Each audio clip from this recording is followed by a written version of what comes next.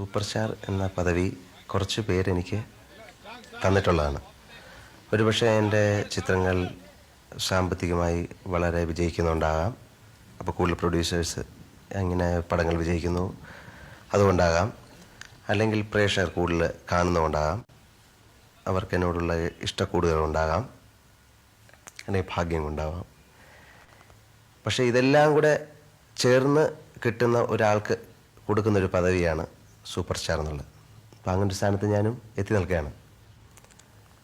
എനിക്ക് ആ പേരിനോട് വളരെയധികം പ്രതിപത്തിയില്ല. കാരണം അത് നല്ല രീതിയിൽ ഉപയോഗിച്ചാൽ വളരെ നല്ലത്. പക്ഷേ പല കാര്യങ്ങൾക്കും ഒരു കുറ്റമായിട്ടും ഒക്കെ ഉപയോഗിക്കുന്ന ഒരു വാക്കായിട്ടാണ് ഞാൻ കണക്കാക്കുന്നത്. ഇപ്പം ആദ്യമായിട്ടല്ലല്ലോ പിന്നെ ലോകത്ത് ഒരു സൂപ്പർ സ്റ്റാർ ഉണ്ടാകുന്നത്. ഇതിനു മുമ്പ് ഉണ്ടായിട്ടുണ്ട്, മലയാള സിനിമയിൽ തന്നെ ഉണ്ടായിട്ടുണ്ട്. ഇപ്പം സുകുമാരൻ ഉണ്ടായിട്ടുണ്ട് കഴിഞ്ഞ പിന്നെ ഒരു 5 വർഷങ്ങൾക്ക് മുമ്പോ അല്ലെങ്കിൽ 10 വർഷങ്ങൾക്ക് മുമ്പോ സോമേട്ടൻ ഉണ്ടായിട്ടുണ്ട്, അല്ലെങ്കിൽ നസീർ സാർ ഉണ്ടായിട്ടുണ്ട്, മധു സാർ ഉണ്ടായിട്ടുണ്ട്, ജയൻ, സത്യൻ മാഷ, അങ്ങനെ കൊട്ടാരക്കര സാർ, അങ്ങനെ ഇത് ഒരു വലിയൊരു ചങ്ങലയായിട്ടാണ് ഞാൻ കണക്കാക്കുന്നത്. ഇപ്പോൾ ഇത് ഇനി എത്ര കാലം നിൽക്കും എന്നൊന്നും പറയാൻ ഒരു മറുപടിയില്ല.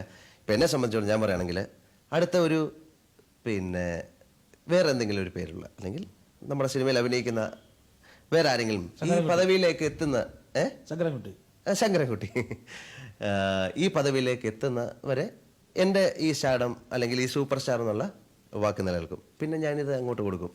പിന്നെ ഇതൊരു റിലേ ആണ്. പിന്നെ അയാൾ ഓടിക്കൊണ്ടിരിക്കും. കുറച്ചാൾ കഴിയുമ്പം അത് അങ്ങോട്ട് കൊടുക്കും. അല്ലാതെ അതിനൊരു വ്യക്തമായ മറുപടിയില്ല.